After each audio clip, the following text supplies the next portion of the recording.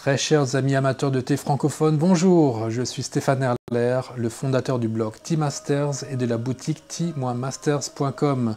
Bienvenue à Taïwan avec moi pour une nouvelle classe dans notre long cours de cet hiver où nous étudions les oolongs à haute oxydation ainsi que les thés rouges qui viennent tous de Taïwan et qu'on trouve dans ma boutique, tea-masters.com.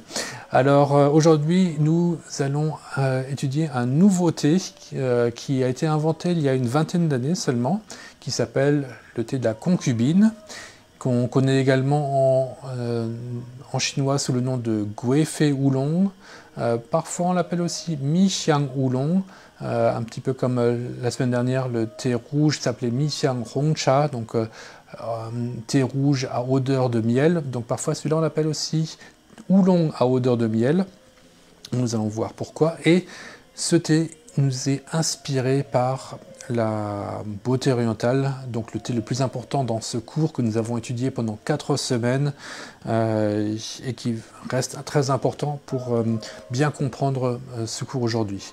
Alors, avant de commencer cette leçon, je ne sais pas si vous avez vu sur les réseaux sociaux cette vidéo du meilleur sommelier, cette compétition qui s'est décidée il n'y a pas très longtemps, avec un Français qui a gagné, le sommelier de l'hôtel Crillon. Et alors j'ai vu un petit peu la vidéo de ce sommelier en train d'apprécier un vin à l'aveugle, et en dessous de cette vidéo, tous les commentaires sur les réseaux sociaux étaient très élogieux, bien sûr, pour sa performance, d'arriver à décrire le vin avec une telle verve, avec tant de mots et tant de poésie en même temps.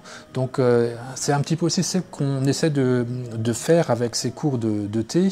C'est à chaque fois que nous buvons, que nous dégustons le thé, c'est d'arriver à mettre des mots précis, de se connecter au plus profond avec notre créativité, notre poésie, notre imagination, pour essayer de faire sortir un vocabulaire qui va décrire avec beauté le thé que nous buvons. De même que les sommeliers font ça avec le vin. Et même si nous ne parlons pas tout à fait le même vocabulaire, le langage en fait est le même. C'est la même démarche.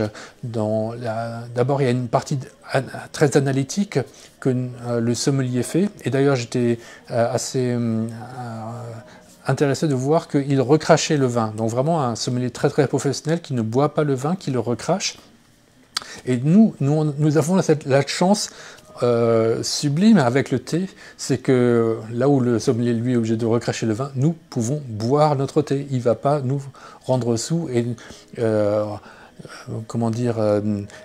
affaiblir notre entendement. Au contraire, le thé, c'est quelque chose qui va nous donner une lumière dans les yeux, qui va rendre nos pensées encore plus claires, faire mieux fonctionner notre cerveau, parce qu'il lui apporte beaucoup de bonheur. Et donc ça, c'est vraiment une petite pensée que j'ai eue cette semaine en voyant cette vidéo de ce sommelier vraiment vraiment parfait, très professionnel, qui arrivait très bien à décrire le vin. Et j'espère que ce genre de vidéo doit également nous entraîner à nous dépasser, à faire aussi bien que ça, ou bien à nous dépasser nous-mêmes, en tout cas de faire mieux. Aujourd'hui d'ailleurs, nous avons un très bon thé, un de mes préférés dans cette série de leçons, donc la concubine oolong. Nous allons tout de suite en verser un petit peu quelques feuilles sur notre petite coupelle. Donc je l'ai un petit peu comme un sommelier, je l'ai d'abord versé dans ma jarre pour l'ouvrir, un peu comme un vin et passe d'abord dans une carafe pour ouvrir ses arômes. Donc on fait pareil avec le thé.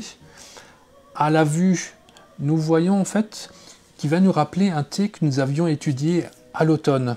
C'est le thé de Rongshui Oolong de Dongding, les thés de compétition de Dongding, ou bien les Rongshui Oolong de Dongding, mais parce que il a la même forme, Il a presque la même couleur, un petit peu plus rougeâtre, légèrement.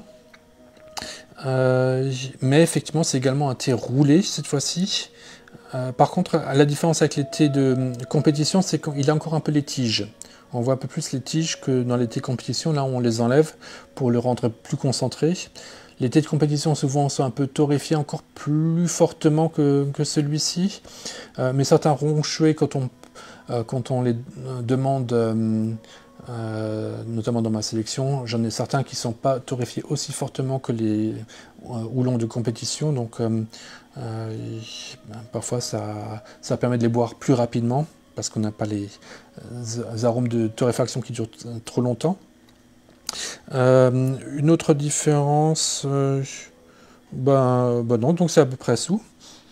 Et par contre, aux odeurs, il a donc des odeurs un peu plus fruitées, il a moins d'odeurs qui sont très torréfiées. Donc là, il y a quand même une différence avec les houblons de Dongding,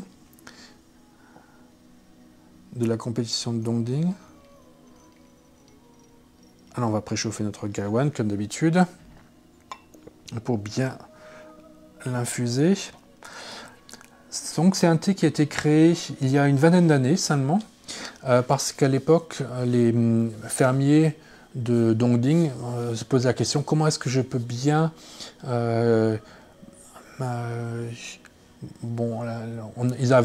ça fait donc depuis 1983 que la compétition de Dongding elle existe au printemps et en hiver. Elle avait été inaugurée en 1976, mais c'est en 1983 que donc, ils ont fait le switch pour faire la compétition non seulement au printemps mais également en hiver.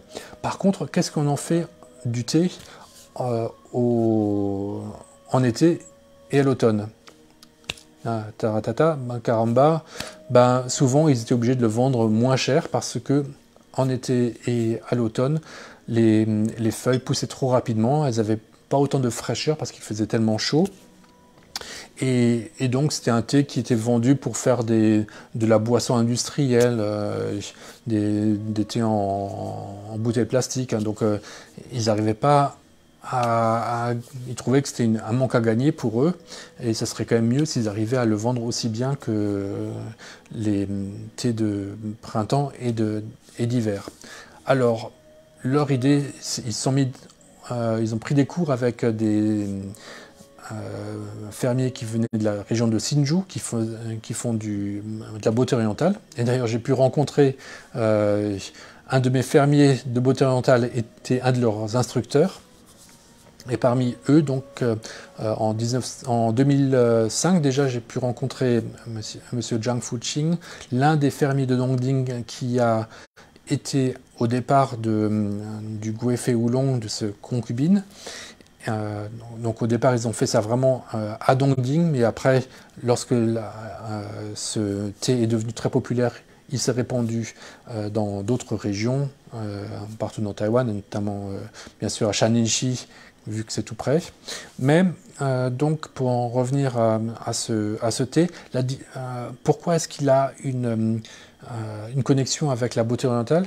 C'est parce que les fermiers de Hsinchu donc, leur ont appris comment faire pour favoriser l'arrivée de ces petits insectes qui vont mordre les feuilles et les morsures dont les morsures vont créer une défense de la plante et cette défense naturelle de la plante, c'est ça qui va créer ce goût plus mielleux et plus doux que nous aimons tant dans les beautés orientales. Et donc au bout de quelques saisons, ils ont réussi, donc au fur et à mesure, à créer les conditions pour que les insectes viennent, donc également quand il fait assez chaud à Dongding, et c'était mordu. Mais ils ne l'ont pas fait comme un beauté oriental, ils ont laissé les feuilles pousser normalement comme un Dongding, alors que les beautés orientales on cueille les feuilles très très petites, mais après elles ne sont pas roulées. Mais là, comme il s'agissait de Qingxing Oolong, ce sont toujours les mêmes plantations, ça ne pouvait pas faire un aussi bon thé que la beauté orientale. Donc ils se sont dit, en plus, nous ce qu'on sait bien faire, c'est travailler le thé et le rouler et le torréfier. Donc ils ont continué à utiliser ce process de dongding, mais cette fois-ci en le faisant à l'automne et à l'été, mais avec les morsures d'insectes. Et c'est ainsi que ce thé a été créé. Donc c'est inspiré vraiment par la beauté orientale. Et c'était également une demande très forte des consommateurs qui, donc, au début des années 2000, commençaient à vouloir de plus en plus de thé organique, sans pesticides. Et le fait qu'il y ait ces insectes qui mordent les feuilles, bien sûr, ça rassure beaucoup les consommateurs. Et en plus, il y a vraiment les odeurs supplémentaires de miel qu'on peut sentir, c'est encore mieux.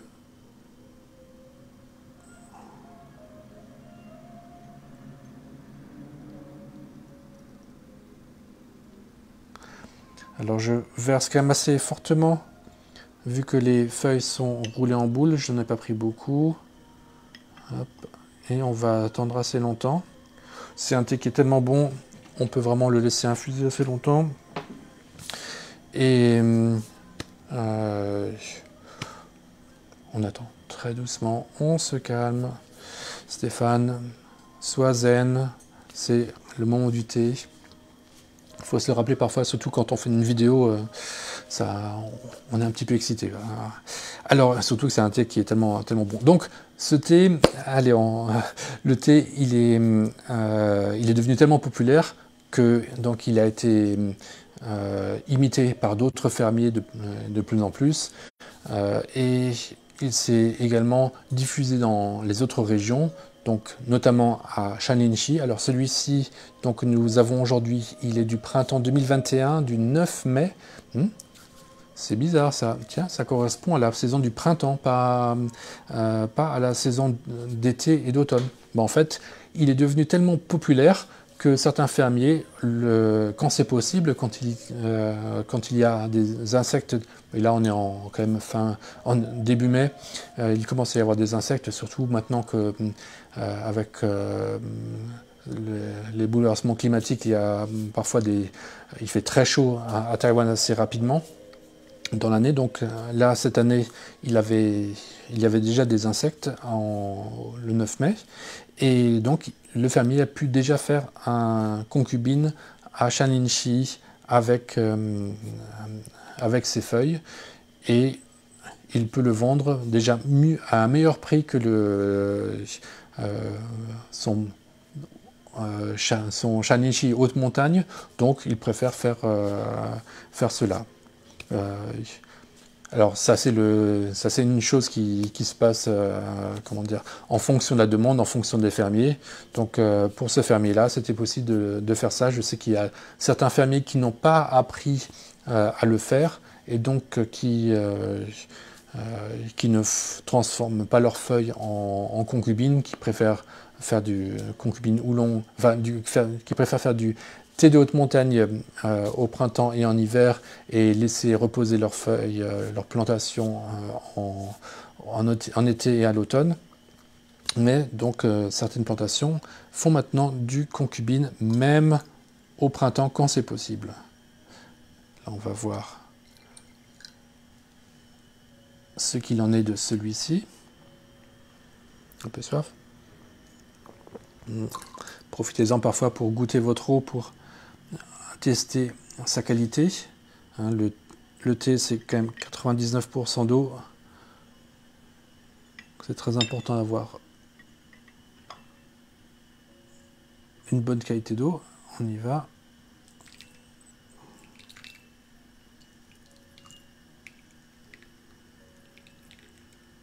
Très belle couleur.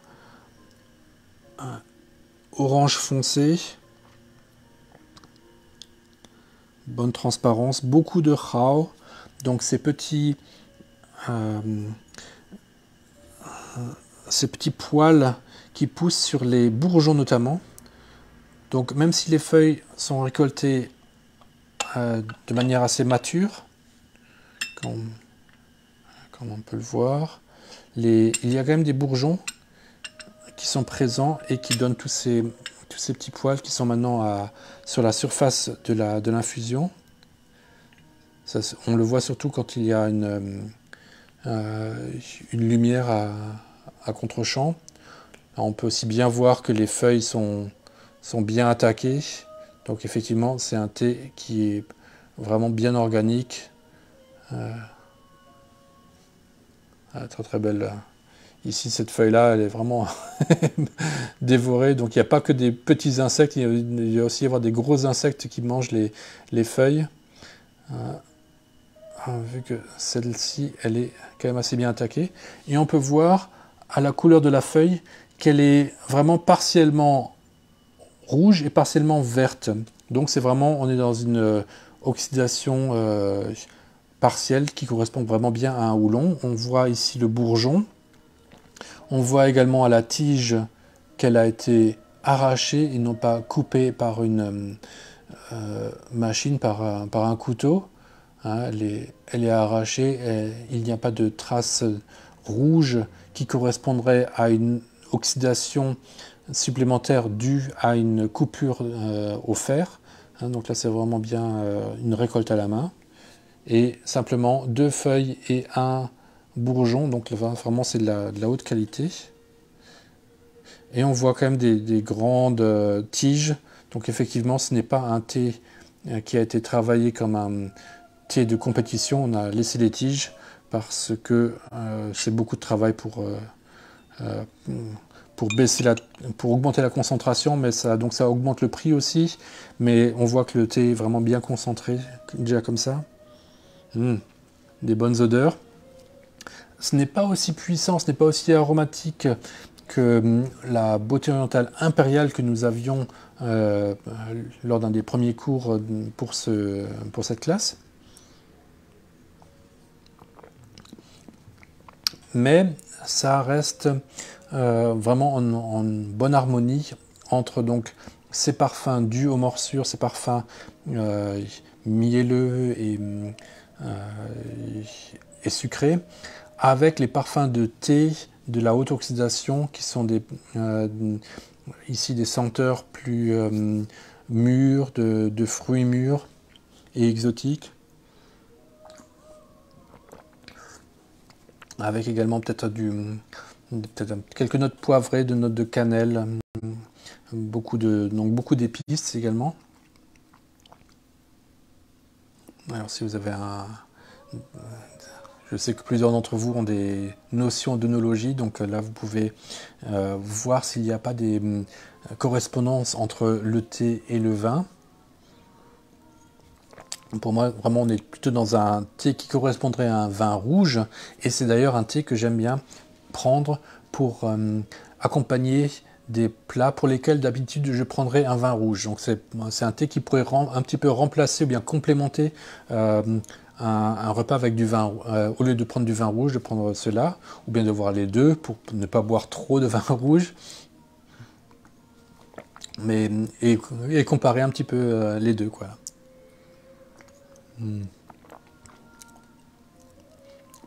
Et beaucoup de douceur, et il a une note vraiment très très pure à la fin. Il a une bonne persistance, mais en même temps ça reste très léger et pur. Il n'y a pas de mauvais goût, d'arrière-goût, d'astringence, d'amertume qui pourrait être lourde sur la langue. Pas du tout, c'est très très clean, mais en même temps il y a cette persistance des odeurs. Et c'est donc très très bon, ce qui prouve qu'il est encore possible d'inventer des nouveautés, même au XXIe siècle, et que le thé c'est un processus de création, d'imitation, de collaboration, hein, parce qu'effectivement là les gens de Hsinchu ont collaboré avec les gens de Dongding, et ça nous donne encore plus de variété pour boire notre thé. C'est une meilleure façon pour valoriser le travail des fermiers dans la région de Dongding et maintenant dans d'autres régions, même dans les hautes montagnes. Il fait suffisamment chaud maintenant pour que dans des plantations qui sont vraiment bien organiques, les insectes viennent assez tôt, donc déjà au printemps. Pour la récolte de 2022, j'ai eu la récolte d'été. Donc chaque année, ça va être un petit peu différent. Je ne sais pas si je l'aurai encore très souvent. Sinon, il y a également ce thé qui nous vient assez proche de Hsinchu. Donc même les producteurs de beauté orientale font également maintenant de la concubine au printemps, un thé utilisant leur plantation, donc le Qingqing-Dapang, roulé et torréfié un petit peu à la Dongding. Vous le trouvez également sur ma sélection, donc c'est un thé assez intéressant. Et parfois il y a plus ou moins quand même des odeurs de morsures d'insectes, donc ça peut être surtout ces 2 dernières années en fait, en 2020-2021, il y avait vraiment des bonnes morsures. Je le recommande.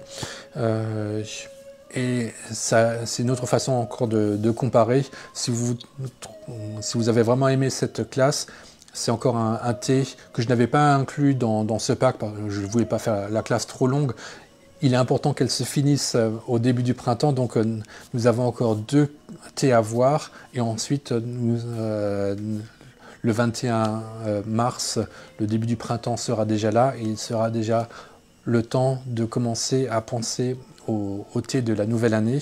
Je pense que d'ici là d'ailleurs j'aurai du Bilochun thé vert, donc nous recommencerons le cycle de découverte et nous verrons comment se déroule la nouvelle année avec les nouveautés. Mais ce qui est intéressant avec ce genre de thé qui est torréfié, c'est que là il est de 2021, on ne sent pas du tout son âge, il va évoluer très lentement. Il y a quelque temps, je n'ai goûté même un de 2013. Il se tient encore tout à fait bien. Ce sont des thés qui sont très, très bien torréfiés, donc qui se conservent pendant de longues années. Donc si vous en avez un que vous aimez particulièrement, je vous recommande d'en acheter un peu plus parce que ce sont des thés comme des bons vins rouges qui se gardent et qui ne font que prendre en épaisseur et gagner en finesse. Sur ce, je vous remercie pour votre attention et je vous dis à la semaine prochaine. Bye bye.